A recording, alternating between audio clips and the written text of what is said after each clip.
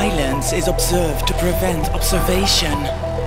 It chronicles the nighttime escape of every single citizen, attracted by chaos and violent disorder. The resultant sound is magnified and marks the potential downfall of consciousness.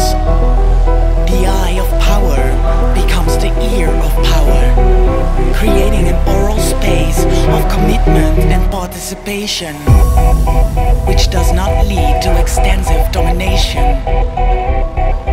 but for emergent structures to arise. What was once the sound of silence is now the sound of mayhem.